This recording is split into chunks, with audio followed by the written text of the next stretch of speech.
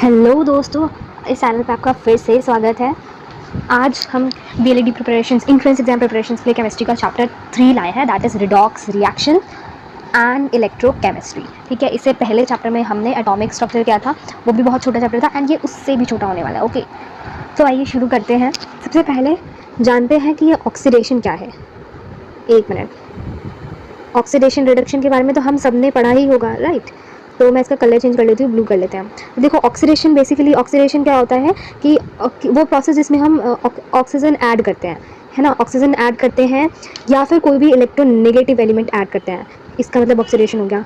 दूसरे डेफिनेशन, मतलब इसका दूसरी तरह से अगर इसको डिफाइन करें ऑक्सीडेशन को, तो ये भी हो सकता है कि हाइड्रोजन का रिमूवल होना, हाइड्रोजन का रिमूव होना किसी रिएक्शन में से, या फिर इलेक्ट्रोपॉजिटिव एलिमेंट का रिमूव होना, ये भी ऑक्सीडेशन होगा। मतलब अगर किसी रिएक्शन में ऑक्सीजन ऐड हो रहा है या फिर कोई इलेक्ट्रोनेगेटिव एलिमेंट ऐड हो रहा है तो वो ऑक्सीडेशन होगा। और अगर किसी रिएक्शन में हाइड्रोजन रिमूव हो रहा है या फिर कोई अदर इलेक्ट्रोपॉजिटिव एलिमेंट रिमूव हो रहा है तो वो भी ऑक्सीडेशन ही होगा। समझ में आ रहा है? हाँ। इलेक्ट्रोनेगेटिव एलिमेंट्स क्या होते हैं? बेसिकली इलेक्ट्रोनेगेटिव एलिमेंट्स हमारे वो एटम्स होते हैं जिनके पास एबिलिटी होती है कि वो कार्बन बॉन्ड, कोवेलेंट बॉन्ड, कि वो कोवेलेंट बॉन्ड के शेयर्ड इलेक्ट्रॉन्स को अपनी तरफ खींचे। ये होता है इलेक्ट्रोनेगेटिव एलिमेंट्स। और इलेक्ट्रोपॉजिटिव के केस में क्या होता है कि इलेक्ट्रॉन लॉस करते हैं, इलेक्ट्रॉन लूज करते हैं और पॉजिटिव आयन फॉर्म करते हैं। ठीक है, ये इलेक्ट्रोपॉजिटिव हो गया। तो समझ में आया ऑक्सीडेशन का डेफिनेशन क्लियर है। एग्जाम्पल्स की बात करें तो देखो यार, ये कुछ ज़्यादा ही ब्राइट हो रहा है ना। इसमें देखो क्या हो रहा है, C+O2 gives out CO2। C पहले ऐसा था, रिएक्शन होने के बाद इसके पास ऑक्सीजन आ रहा है, तो यहाँ पे ऑक्सीजन का एडिशन हो रहा है, तो ये हमारा ऑक्सीडेशन का एग्जाम्पल हो गया। अगर हम और एग्जाम्पल्स की बात करें तो Mg+O2 गिव्स आउट MgO। ठीक है, इस केस में भी ऑक्सीडेशन हो रहा है। कैसे? Mg से MgO हो रहा है, तो Mg के पास, तो इसका मतलब क्या हुआ, ऑक्सीजन का एडिशन हो रहा है, तो ये भी हमारा ऑक्सीडेशन का एग्जांपल हो गया। और देखना चाहोगे तो जैसे कि Cu+O2 लिख दो, इसी की तरह ये कार्बन डाइऑक्साइड के जैसे ये CuO बन जाएगा। इसमें भी Cu अकेला था, बाद में इसके पास ऑक्सीजन ऐड हो गया, तो बेसिकली ये भी ऑक्सीडेशन का एग्जांपल है, बिकॉज इसमें एडिशन ऑफ ऑक्सीजन हो रहा था। ओके ना, व्हाट इज रिडक्शन? रिडक्शन में ऑक्सीडेशन का बिल्कुल उल्टा हो रहा है। यानी कि रिडक्शन में वो प्रोसेस जिसमें हाइड्रोजन ऐड हो रहा हो या फिर कोई भी इलेक्ट्रोपॉजिटिव एलिमेंट ऐड हो रहा हो, या तो मैं इसको ऐसे भी कह सकते हैं कि वो प्रोसेस जिसमें ऑक्सीजन का रिमूवल हो रहा हो या किसी भी इलेक्ट्रोनेगेटिव एलिमेंट का रिमूवल हो रहा हो, तो वो रिडक्शन हो गया। रिडक्शन मतलब कि रिड्यूस हो रहा है, ऑक्सीजन यहाँ पे रिड्यूस होगा या रिमूव होगा। ठीक है, और यहाँ पर हाइड्रोजन ऐड हो रहा होगा, तो वो रिडक्शन हो गया। एग्जाम्पल्स की बात करें तो देखो, ये है इसका एग्जाम्पल, ये क्या है, ये FeCl3 FeCl2। तो यहाँ पे देखो FeCl3 था, अब Cl2 हो गया, तो यहाँ पे क्या हो रहा है, FeCl3 का रिडक्शन हो रहा है। रिडॉक्स रिएक्शन बेसिकली वो रिएक्शन जिसमें ऑक्सीडेशन और रिडक्शन दोनों ही प्रोसेस साइमल्टेनियसली चले। ठीक है, साइमल्टेनियसली चले। चलो ऐसे ही सही है।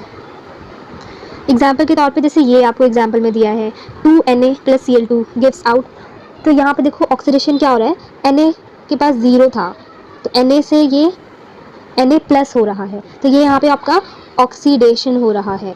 और Cl2 से Cl- हो रहा है, तो ये हमारा रिडक्शन हो रहा है। समझ में आ रहा है? चलो, इससे समझ नहीं आया तो मैं आपको दूसरा एग्जाम्पल देती हूँ। देखो, वो बड़ा कर देते हैं ना। अब देखो दूसरा एग्जाम्पल देती हूँ मैं। ऑक्सीडेशन नंबर बेसिकली हमें पता होना चाहिए, तभी हम बता पाएंगे कि इसमें रिडक्शन हो रहा है, ऑक्सीडेशन हो रहा है एंड वगैरह वगैरह। जैसे कि एग्जाम्पल हम लेते हैं H2S+Cl2 गिव्स आउट, ये गिव्स आउट है गाइस, गिव्स आउट S+2HCl। ठीक है, इस केस में देखो क्या हो रहा है, H2 के पास इसके ऊपर -2, दूसरे पर लिखते हैं, -2 चार्ज होगा, इसके ऊपर 0 चार्ज होगा, इसके ऊपर 0 चार्ज होगा, ये 0 है गाइस, और इसके ऊपर -1 चार्ज होगा। ठीक है, अब देखो यहाँ पे सल्फर के पास -2 था, सल्फ़र के पास -2 था और अब 0 हो रहा है, तो बेसिकली यहाँ क्या हो रहा है, -2 से 0 हो रहा है, तो यहाँ ऑक्सीडेशन हो रहा है, ऑक्सीडेशन हो रहा है ना। और यहाँ अगर देखो Cl2 के पास 0 था और बाद में यहाँ पर -1 हो रहा है, 0 से -1 घट रहा है, तो यहाँ पे रिडक्शन होगा, यहाँ पे रिडक्शन हो रहा है। तो ये हमारा रिडॉक्स का एग्जाम्पल हो गया। अगर सॉरी मुझे फिर से लिखना पड़ेगा, अगर आपको नहीं पता चल रहा कि ऑक्सीडेशन स्टेट कैसे आए तो मैं आपको दोबारा याद करवाती हूँ। H2S प्लस Cl2 था, गिव्स आउट S प्लस 2 हटा दो, बैलेंस तो आप कर ही लेना है ना, बैलेंस तो नहीं है ऐसे लिखते हैं मैंने। अब देखो आपको कुछ बातें याद होनी चाहिए, क्या कि हाइड्रोजन का, यहाँ देखो, नहीं मैं फिर से लिख दूंगी, पहले जो कुछ बातें याद होनी चाहिए कि हाइड्रोजन का +1 ऑक्सीडेशन स्टेट होता है, फ्लोरीन का -1 ऑक्सीडेशन स्टेट होता है और ऑक्सीजन का -2 ऑक्सीडेशन स्टेट होता है। ये मैंने वो केसेस बताया जो कि मेजॉरिटी ऑफ द सिचुएशंस में ये लिया जाता है, वरना कुछ सिचुएशंस में H की वैल्यू चेंजेस भी होती है और F की वैल्यू में +1 भी ले सकते हैं, पर ज़्यादातर केसेस का मैं बता रही हूँ कि हाइड्रोजन पर +1 चार्ज होता है, फ्लोरीन पर -1 एंड ऑक्सीजन पे -2 होता है, तो हम ये लेके चलेंगे, ठीक है। अब देखो, अब जैसे मैंने इक्वेशन लिखा था H2S plus Cl2 gives out S plus HCl, ठीक है। हमें पता है कि इसके ऊपर +1 चार्ज होता है, +1 होता है, हमें इसका निकालना है, तो हम इसको x कंसिडर कर लेते हैं, है ना। तो क्या हो जाएगा 1, और ये क्योंकि H2 है तो यहाँ पे 2 लिख देंगे, plus x is equals to 0। अभी मैं सिर्फ इसका बता रही हूँ, ठीक है। हाँ, तो x की वैल्यू क्या आ जाएगी, ये 2 हो जाएगा, 1 × 2 2, हाँ, तो ये इधर आके -2 हो जाएगा, ठीक है। तो सल्फर की वैल्यू मैंने बताई थी कितनी, सल्फर की वैल्यू कितनी बताई थी, -2। सिमिलरली इसका तो 0 ही होता है क्योंकि एलिमेंट हो गया, तो इसका 0 ही होगा, ठीक है। और यहाँ पे सल्फर का 0 होगा, ठीक है। और यहाँ पे अगर तुम इसका निकालोगे तो -1 इसी तरह से आएगा, यहाँ पे +1 लिखना, यहाँ पे +1 रहेगा, plus x is equals to, रुको देखो, +1 plus x is equals to 0, तो x की वैल्यू -1 आई, तो वो -1 वो रहा था। मैं एक और एग्जाम्पल देती हूँ रिडॉक्स रिएक्शन का, SO2, थोड़ा छोटा लिखती हूँ bro, SO2 plus O2 gives out SO3, 4 होगा चार्ज, ठीक है, इस पर 0 होगा और इस केस में +6 होगा और ऑक्सीजन पर -2 होगा, ठीक है। तो देखो क्या हो रहा है,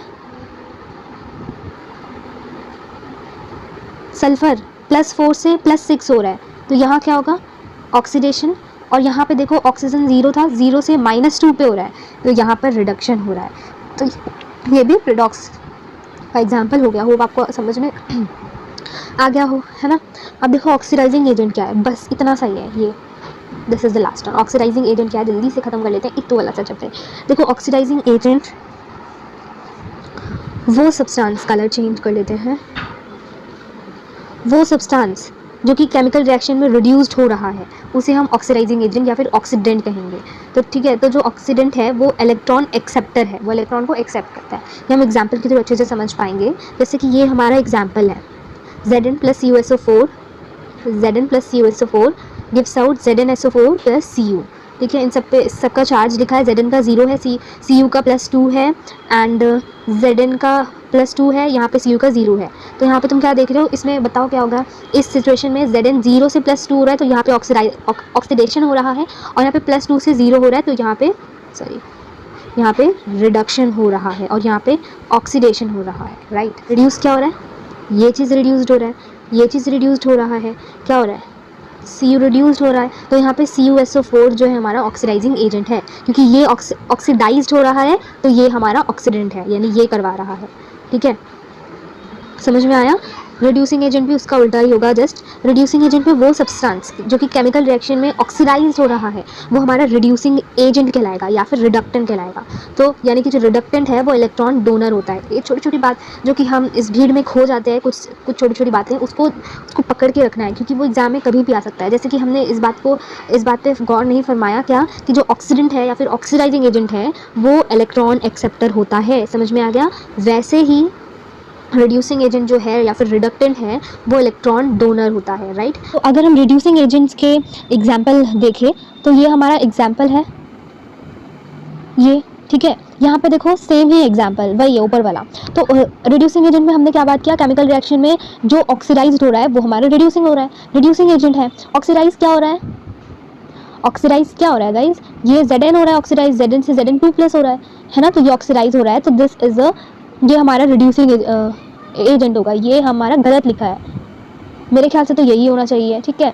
बाकी अगर आपको कुछ लगता है कि हाँ ये सही है तो आप रीज़न के साथ प्लीज़ बताइएगा, पर जहाँ तक मुझे लग रहा है यही होना चाहिए था, क्योंकि देखो ये हमारा ऑक्सीडाइजिंग एजेंट है, यही हमारा रिड्यूसिंग एजेंट कैसे हो सकता है।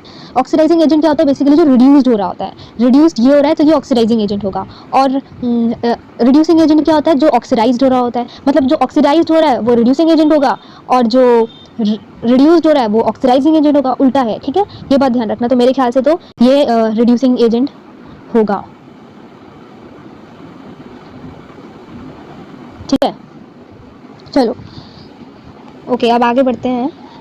All metals and few non-metals like zinc, sodium, iron, aluminium, magnesium, potassium, calcium, carbon, H2, sulphur, hydrogen, ETC are reductants. ये सारे रिडक्टेंट्स होते हैं। देखो यहाँ पे इन्होंने खुद कहा, साफ साफ इन्होंने यहाँ पर खुद कहा कि ये जो सारे मेटल्स और फ्यू नॉन मेटल्स जो है ये सारे रिडक्टेंट्स होते हैं। जिंक का भी नाम है, तो यानी कि यहाँ पे जिंक है, यानी कि ये हमारे रिडक्टेंट होंगे, यानी ये हमारे रिड्यूसिंग एजेंट होंगे। तो अब तो कंफर्म हो ही गया भाई कि ये गलत लिखा है, आपका रिड्यूसिंग एजेंट जिंक होगा, क्योंकि ये ऑक्सीडाइज्ड हो रहा है। जो ऑक्सीडाइज हो रहा है वो रिड्यूसिंग एजेंट होगा, और जो रिड्यूस्ड हो रहा है वो ऑक्सीडाइजिंग एजेंट होगा। Getting my point guys?